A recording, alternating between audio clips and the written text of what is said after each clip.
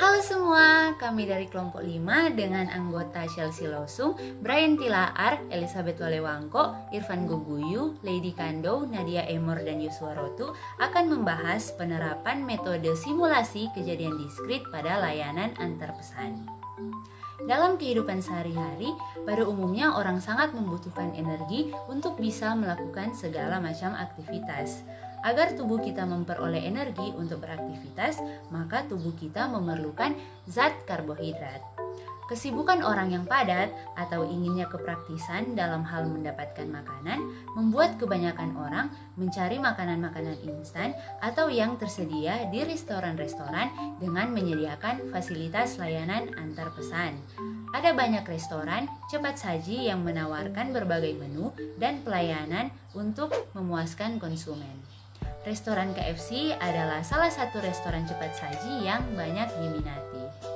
Simulasi kejadian diskrit atau discrete event simulation adalah simulasi yang membahas model suatu sistem yang selalu berkembang karena adanya representasi perubahan variabel-variabel pada kondisi tertentu di saat tertentu.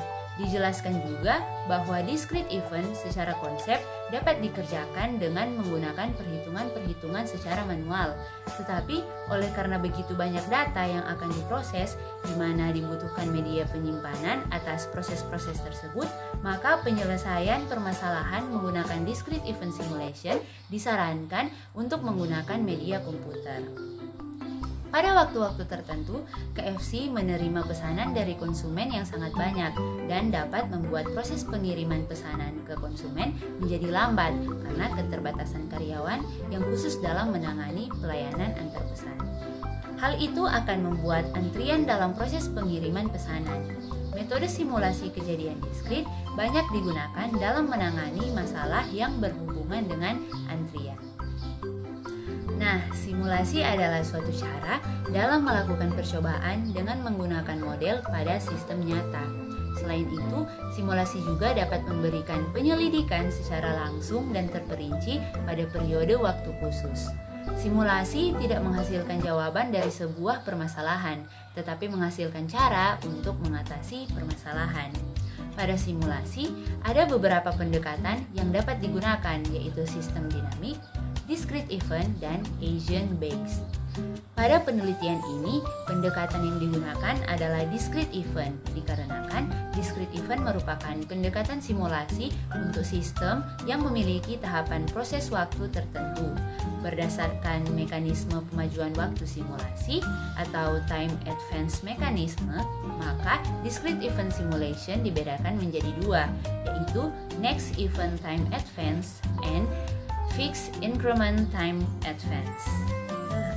Dengan menggunakan pendekatan next event time advance, waktu simulasi ini diinisialisasikan dengan 0 dan waktu kejadian pada event selanjutnya dideklarasikan, yaitu pada saat server melayani sejumlah permintaan dan pesanan. Waktu simulasi kemudian mendekat pada waktu kejadian berikutnya. Diutamakan event selanjutnya yang menunjukkan keadaan sistem yang diperbaharui untuk menjelaskan fakta bahwa suatu kejadian telah berlangsung secara kontinu. Waktu simulasi menuju pada waktu berikutnya atau kejadian baru. Batasan dari sistem diperbaharui dan waktu kejadian selanjutnya dideklarasikan. Proses pendekatan dari waktu simulasi pada satu kejadian ke kejadian yang lain dilanjutkan sampai akhir. Waktu gambar ilustrasi model next event time advance pada gambar 1. Dari gambar tersebut perlu didefinisikan simbol-simbol yang dapat menggambarkan tiap-tiap kejadian yang akan disimulasikan, antara lain TI sama dengan waktu kedatangan pelanggan yang ke-1 atau T0 sama dengan 0,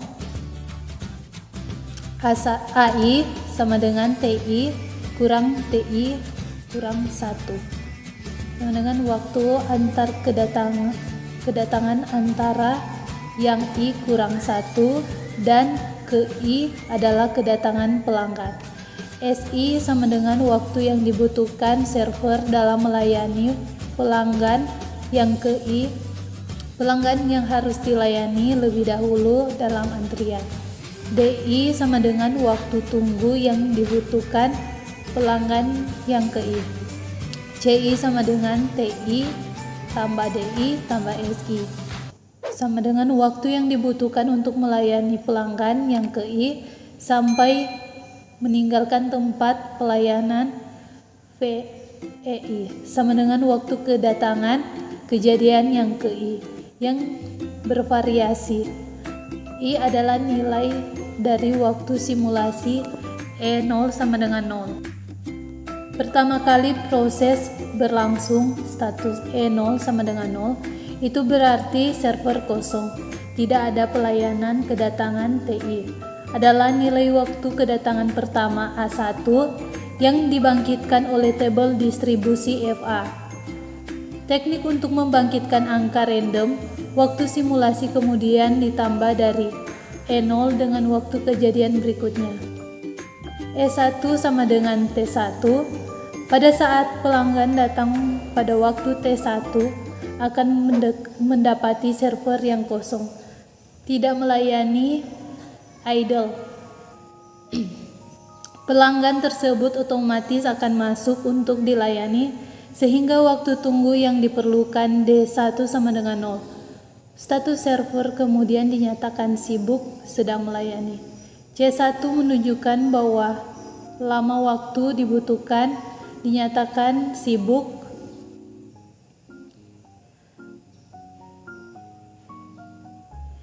Nilai yang dibangkitkan S1 dan didistribusi F1 dan ditambah dengan T1. Kedatangan kedua T2 sama dengan T1 tambah A1, yang mana A1 adalah nilai yang dibangkitkan dari FA jika diketahui nilai T2 kurang dari C1, sebagaimana dijelaskan pada gambar 2.3, bahwa waktu simulasi maju dari E1 ke waktu kedatangan berikutnya E2 atau sama dengan T2. Jika C1 kurang dari T2, maka waktu harus maju dari E1 sehingga C1 hingga C1. Ketika pelanggan datang pada waktu T2 dan mendapati server sedang sibuk, maka inisialisasi pelanggan dalam antrian berikut dari 0 ke 1 dan waktu kedatangan pelanggan tersebut disimpan. Kedatangan ketiga T3 adalah hasil penjumlahan dari T3 sama dengan T2 tambah A3 jika C1 kurang dari T3. Seperti dijelaskan pada gambar, maka waktu simulasi maju dari E3 hingga ke kejadian berikutnya E3 sama dengan C1, di mana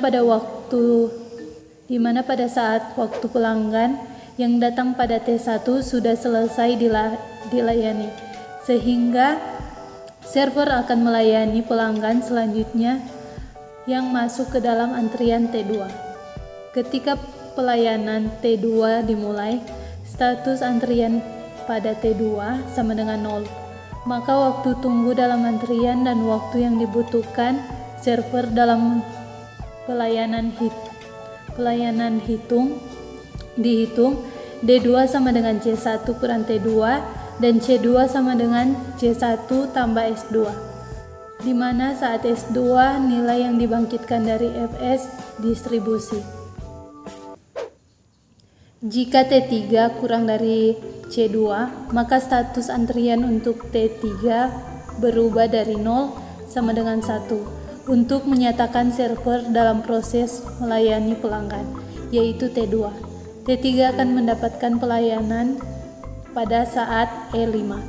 Waktu yang dibutuhkan untuk menunggu pelayanan D3 sama dengan C2 kurang T3, dan waktu yang akan dibutuhkan untuk melayani C3 sama dengan C2 tambah S3, di mana S3 dapat dibangkitkan ketika pelayanan pada T2 selesai dan meninggalkan tempat. Kejadian akan berlangsung terus hingga antrian selesai dilayani seluruhnya, dan selanjutnya akan dibawakan oleh teman saya. Dengan pendekatan Fixed Increment Time Advance, waktu simulasi ditambah sebanyak delta T dengan tepat tanpa diubah untuk dijadikan acuan penambahan waktu simulasi dilakukan berikutnya. Setelah itu, pada setiap perubahan waktu simulasi, lakukan pengecekan terhadap kejadian-kejadian yang muncul selama proses simulasi terjadi pada waktu yang bersangkutan dengan membandingkan perbedaan kejadian waktu simulasi pada delta T sebelumnya. Jika terdapat satu atau lebih kejadian yang muncul selama proses simulasi pada delta T, maka kejadian-kejadian tersebut dapat dianggap mewakili kondisi pada saat waktu simulasi bersangkutan dan juga mempengaruhi hasil perhitungan terhadap waktu simulasi tersebut. Gambar ilustrasi model Fixed Increment Time Advance dapat dilihat pada gambar 2, di mana lengkungan menggambarkan percepatan waktu simulasi dan I sama dengan 1,2,3 dan seterusnya adalah waktu yang sebenarnya dari kejadian itu, dari suatu kondisi. Pada jangka waktu 0, delta T, suatu kejadian akan muncul pada waktu EI, tetapi kejadian tersebut dianggap muncul pada waktu delta T menurut model. Ditunjukkan juga di dalam gambar bahwa di antara waktu delta T, 2 delta T tidak terdapat kejadian yang muncul. Tetapi proses ini tetap harus dijalankan untuk mengetahui dan menentukan ada tidaknya kejadian pada waktu tersebut. Pada waktu simulasi berikutnya antara 2 delta T, 3 delta T terdapat kejadian-kejadian yang muncul yang terdapat pada waktu E2 dan E3. Tetapi perubahan tersebut dianggap muncul pada waktu 3 delta T dan seterusnya. Ketidakpastian permintaan pelanggan menimbulkan adanya banyak kemungkinan dalam pendistribusian, persediaan bahan baku, persediaan barang jadi, dan naik turunnya harga produk. Salah satu cara untuk memperkecil kemungkinan tersebut adalah dengan mempelajari pola distribusi probabilitasnya. Distribusi probabilitas teoritis yang sering digunakan dalam fungsi permintaan adalah distribusi normal, distribusi Poisson, dan distribusi eksponensial. Pengujian distribusi normal.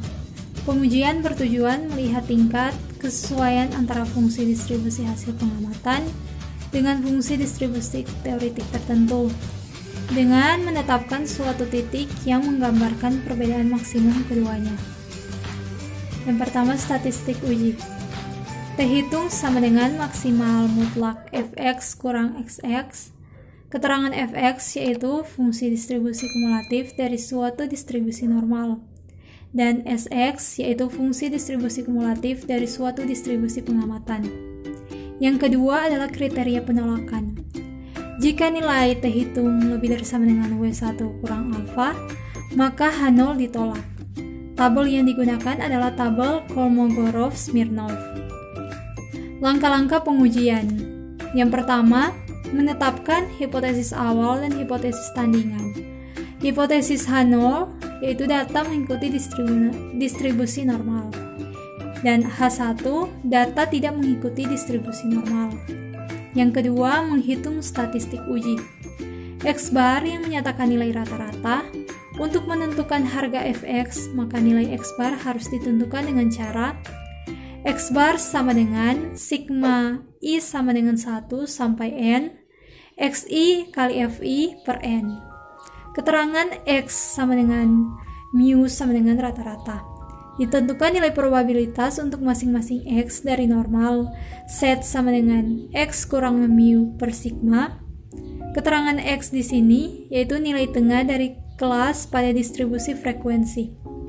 Mu sama dengan rata-rata, X atau X, sigma sama dengan simpangan baku. Untuk mencari fx dengan menggunakan tabel distribusi normal sesuai nilai Z yang didapatkan. Sx diperoleh dari frekuensi kumulatif masing-masing nilai xi dibagi dengan jumlah sampel. Yang ketiga, menetapkan taraf signifikasi, yaitu dengan taraf signifikasinya yaitu 0,05. Yang keempat, menentukan daerah penolakan. W1 kurang alfa didapatkan dari tabel Kolmogorov-Smirnov sesuai dengan N yang ada dan simpangan baku yang didapatkan. Yang kelima, membuat kesimpulan. Membandingkan antara T hitung dengan W1 kurang alfa. Jika T hitung kurang dari W1 kurang alfa, maka H0 gagal ditolak. Gagal atau tolak H0 diterima. Dan bila nilai T hitung lebih dari sama dengan W1 kurang alfa, maka H0 ditolak. Membuat interpretasi dari kesimpulan, yaitu bagian yang keenam. Jika H0 gagal tolak atau H0 diterima, maka data yang diuji adalah berdistribusi normal. Selanjutnya kita memasuki langkah-langkah. Yang pertama mulai, kedua setting kejadian dan segmen waktu, lalu input data setiap kejadian tiap segmen waktu, lalu data sampel setiap event pada tiap segmen waktu, lalu proses pembuatan, distribusi, frekuensi atau data sampel, lalu pendekatan dengan menduga data berdistribusi tertentu atau uji distribusi. Lalu kita memasuki dengan pendekatan dengan menduga data berdistribusi normal, terima HO, tidak dan ya.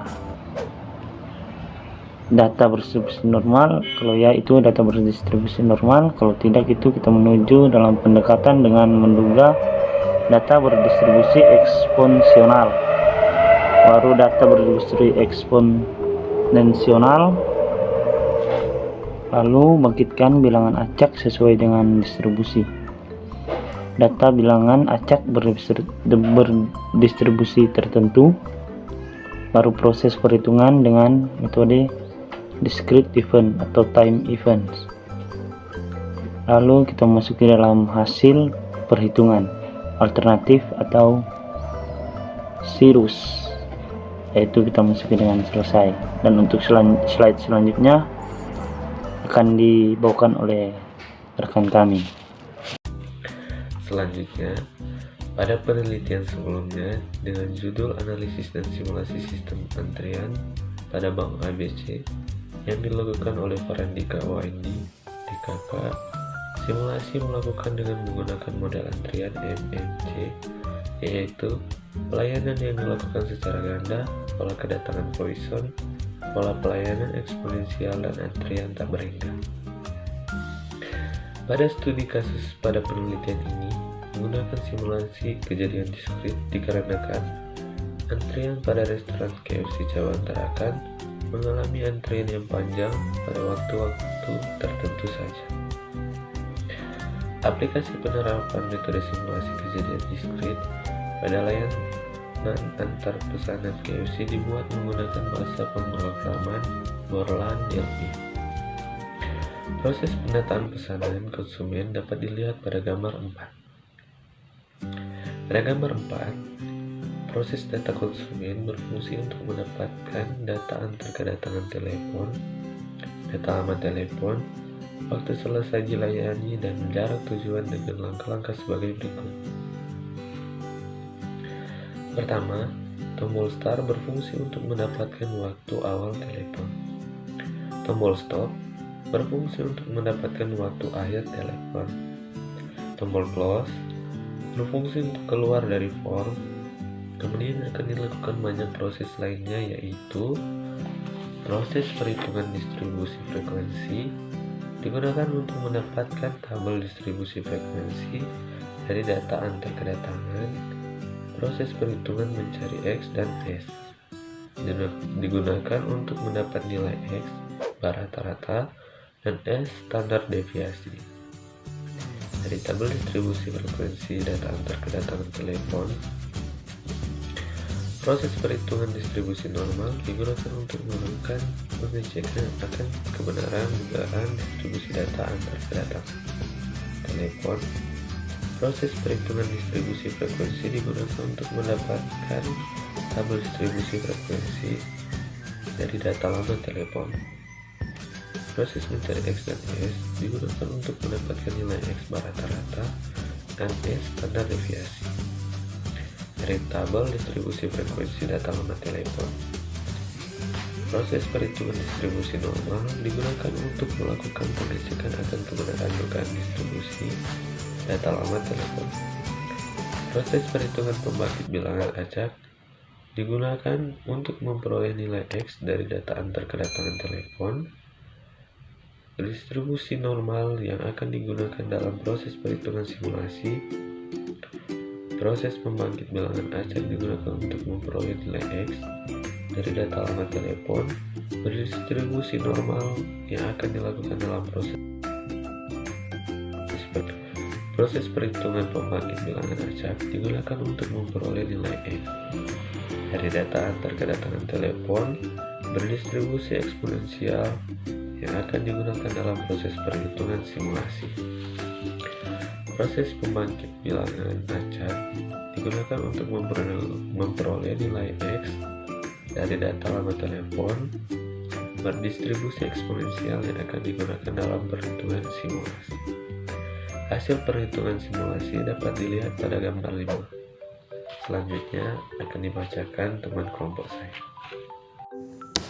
Dari gambar 5, proses perhitungan simulasi digunakan untuk mendapatkan jumlah pengirim yang digunakan dalam melakukan pengiriman pesanan. Dalam penentuan jumlah petugas rider terdapat dua pilihan, yaitu melakukan simulasi dengan menentukan jumlah petugas rider yang diinginkan. Dalam hal ini dengan membatasi jumlah petugas rider adalah 3 atau tanpa menentukan jumlah petugas rider yang nantinya akan menghasilkan jumlah petugas rider yang optimal untuk melayani antar pesanan. Hasil yang diperoleh pada penelitian sebelumnya mengharuskan pihak Bank ABC menambah petugas teller menjadi 2 dan tidak menambah petugas CS. Pada penelitian ini, pihak restoran KFC cabang Tarakan menambah petugas rider bisa berubah-ubah sesuai dengan pola antrian yang terjadi pada waktu tertentu. Tidak seperti pada penelitian sebelumnya yang memang harus menambah petugas teller menjadi 2 orang untuk setiap hari. Nah, lanjut.